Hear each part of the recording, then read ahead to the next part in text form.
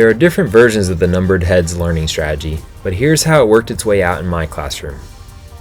We begin by making sure desks are arranged in groups of 4, and we place a number 1 through 4 on each desk within the groups. Then, at the beginning of each class, I choose a number and announce that the students with that number are the talkers for the day. Basically, those students are responsible for speaking for their group or answering questions I ask during the class. In addition, we make sure the number is different every day in order to allow all students to speak each week. So, how does this play out during class? Here are a few common scenarios. First, if I'm teaching something to the whole class and I want to ask questions, I'm only allowed to call on the chosen numbered students. For example, I might ask, "Can a number 1 identify the slope for me in this equation?" Or I may say, "Explain in your own words how we solve this problem." And then I'll proceed to call on a student in the number 1 desk. Another scenario is when we have think, pair, share or other sharing out times during class. For instance, let's say groups are working on a problem and we decide it's time to share a few strategies for the entire class to hear. The students who are the reporters for that day are responsible for speaking for the group. No one else in the group is allowed to share with the class at that moment.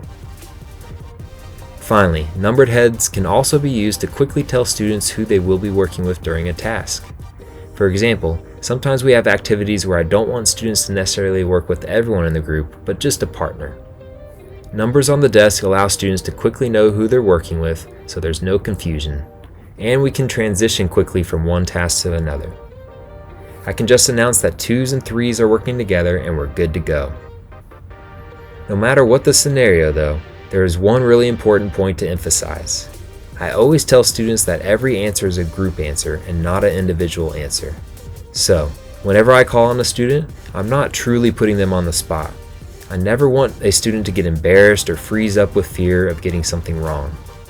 Therefore, if a student is called on, they are always allowed to talk to their group before responding.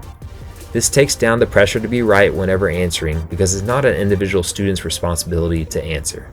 It's the team's responsibility with the spokesperson to report for the team. Let's wrap this video up by talking about the why.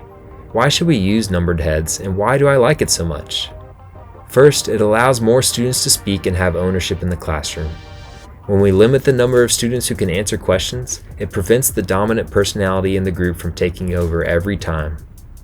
In addition, the student who always raises their hand first to answer questions now has to wait for their specific day to answer, and this helps other students not be intimidated or snuffed out.